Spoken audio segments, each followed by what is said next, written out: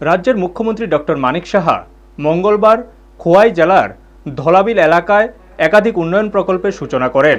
মোট 113 কোটি টাকা ব্যয়ে 13টি গুরুত্বপূর্ণ প্রকল্পের উদ্বোধন ও ভিত্তিপ্রস্তর স্থাপন করা হয়।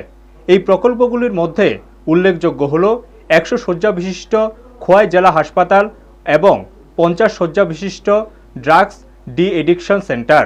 জেলা শাসকের উদ্যোগে আয়োজিত অনুষ্ঠানে ভূমি পূজার মাধ্যমে এই প্রকল্পগুলির সূচনা হয়। খোয়াই জেলা হাসপাতাল নির্মাণে ব্যয় ধরা হয়েছে 42 কোটি 47 লক্ষ টাকা। এখানে আধুনিক চিকিৎসা পরিষেবা ও পরিকাঠামো গড়ে তোলা হবে।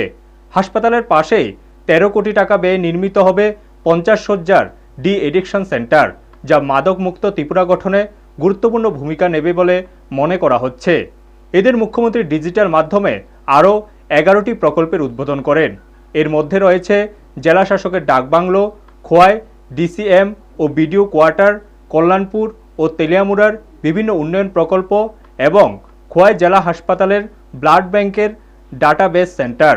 অনুষ্ঠানে মুখ্যমন্ত্রীর পাশাপাশি উপস্থিত ছিলেন রাজ্য বিধানসভার মুখ্য সচেতক কল্যাণী সাহা রায়, বিধায়ক পিনাকি দাস চৌধুরী, বিধায়ক নির্মল বিশ্বাস, পূর্ত দপ্তরের সচিব কিরণ গিত্তে সহ অন্যান্য প্রশাসনিক আধিকারিকরা।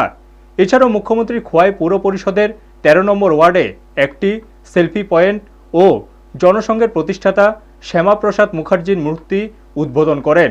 এই একাধিক উন্নয়ন প্রকল্পের সূচনায় খোয়াই জেলার স্বাস্থ্য পরিষেবা, পরিকাঠামো ও সামাজিক উন্নয়নের ক্ষেত্রে নতুন দিগন্ত উন্মোচিত হবে বলে মনে করেছে প্রশাসন ও স্থানীয় বাসিন্দারা। বিশেষ করে মাদক বিরোধী লড়াইয়ে ডি এডিকশন সেন্টারকে একটি যুগান্তকারী উদ্যোগ হিসেবে দেখা হচ্ছে। ব্যুরো রিপোর্ট, নিউজ তৎকাল 24। বলছি, আমার পূর্ববর্তী বক্তা বলেছেন এক ত্রিপুরা শ্রেষ্ঠ ত্রিপুরা। এখন আমি নতুন নাম দিয়েছি নিউ ত্রিপুরা। আমরা আগামী দিন তৈরি করবো, তবেই গিয়ে নিউ ইন্ডিয়া হবে। এবং সেইভাবে আমরা মেসেজ আমরা দিতে চাই মাননীয় প্রধানমন্ত্রীজির কাছে, যেন সেটা পৌঁছায়, সেই চেষ্টা আমরা করছি। বন্ধুরা, মাননীয় প্রধানমন্ত্রীজি কি বলছেন, কেন বারবার মাননীয় প্রধানমন্ত্রীজি স্যার আমরা কথা বলি না? কারণ উনি যেভাবে কাজ করছেন, আমরা এর আগে এক নরেন্দ্র নামে একজনকে আমরা সবাই জানি, স্বামী বিবেকানন্দ, যেভাবে দেশকে আজকে যখন রিলিজিয়াস যে ওখানে কনভেনশন হয়েছিল সেই চিকাগোতে, সেখানে উনি যেভাবে ভারতকে সামনের দিকে এগিয়ে নিয়ে গেছেন, ভারতের যে সভ্যতা, ভারতের যে ধর্ম, যে সব ধর্মের প্রতি তাদের যে আমাদের যে আস্থা, সবাইকে আমরা ওয়েলকাম করি, সেই বিষয়ে যখন ভারতবর্ষের দর্শন যখন সবার সামনে রাখলেন, তখন ভারতবর্ষকে সবাই চিনতে পারলেন।